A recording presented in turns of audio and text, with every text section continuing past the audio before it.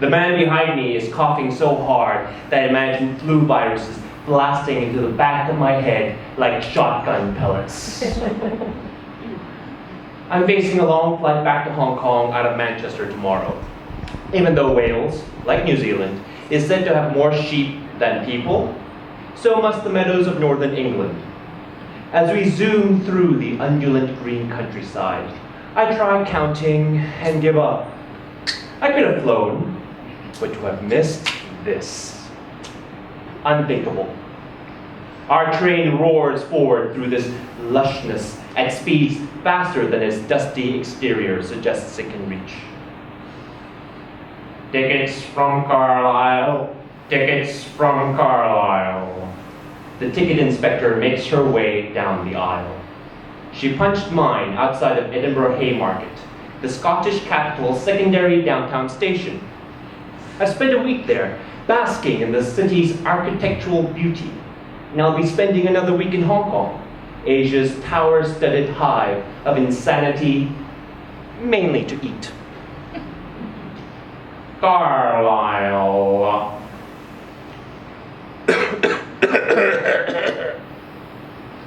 Still more coughing. I try for sympathy. I'm failing to. Much like the screams of babies on planes, a persistent cough, the wet, phlegmy kind, doesn't bring out the best in people who aren't nurses. Disease clots rattle in his windpipe. What if he infects everyone with pertussis, which I've heard is making a comeback?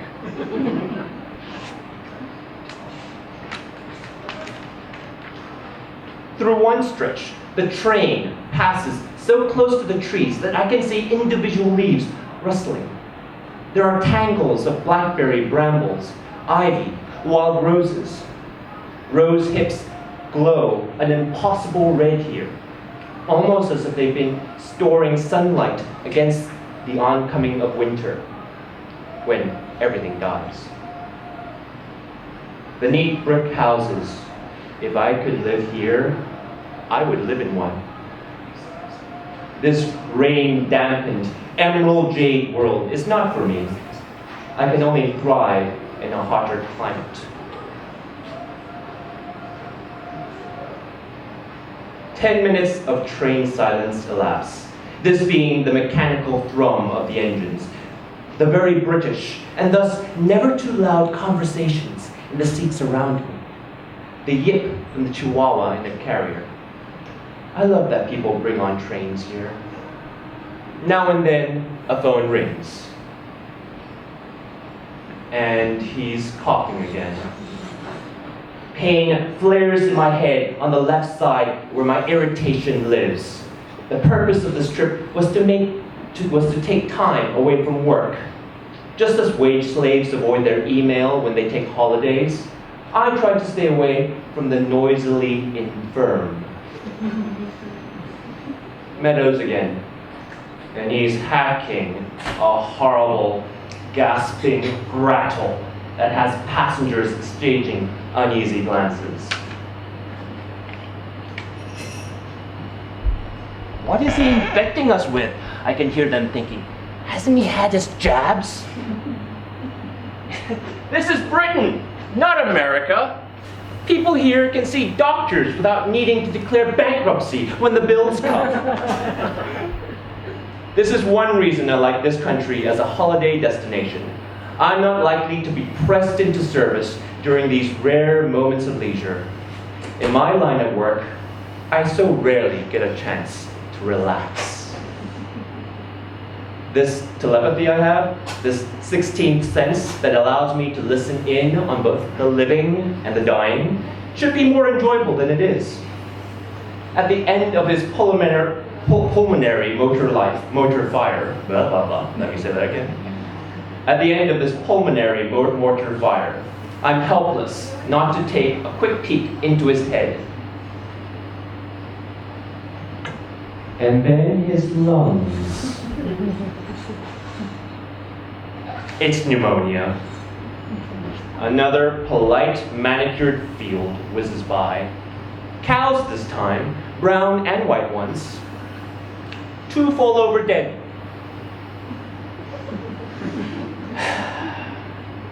He's on his way to Manchester, where the first thing he'll do is to attempt to borrow money from a brother he detests.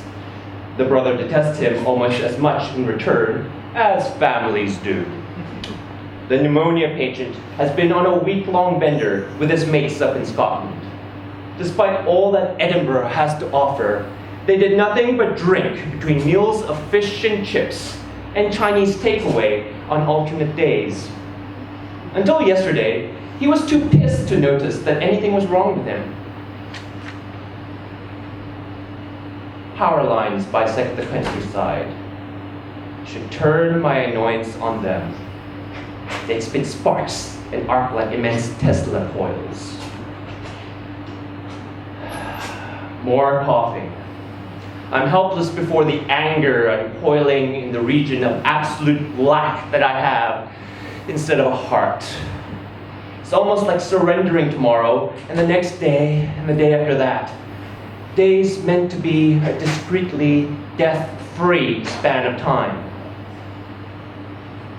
The trees outside the window to my left are turning golden, now brown. An expanse of ferns wilt under my glare. Pulling into the station at Lancaster, a confection of historic towers and brick houses, a postcard comes to life, calms me down for 30 seconds. Then a family boards. Their toddler shrieks, howls, slams her fists against her seat back table. Agnes, how exciting, burbles her young mother. A train ride. Look out the window. This incites another ear-splitting volley of gibberish. It's hopeless. I wait until the ticket checker passes through the carriage once again, her last inspection before we reach Manchester.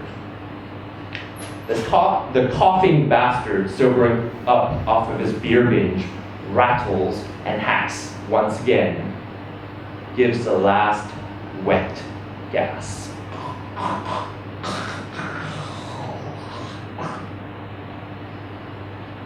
We're back at full speed once again, and I'm browning the trees. A white bird falls from the sky.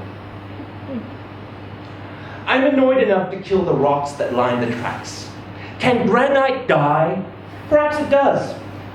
I've never tried to kill stones. The little girl hoots and yells, though whether it's down to developmental problem or bad parenting, I can't tell. The sound is a spike in the side of my head. I topple a herd of cows in a distant field before drawing my attention inward, here into this carriage. Focus and control, my special skill, the thing I was born to do. This strangely amniotic tang of regret, that sourness that spoils everything. For me, a man is no harder to kill than a sheep, or a potted geranium.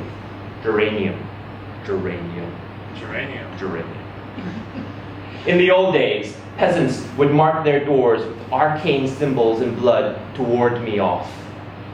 When I passed them over, it was because I chose to, and not because I'd been repelled by their scabbed-over scribbles. Could rocks die?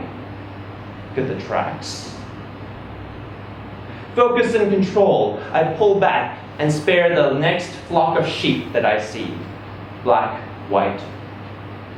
This afternoon anyway, they'll live.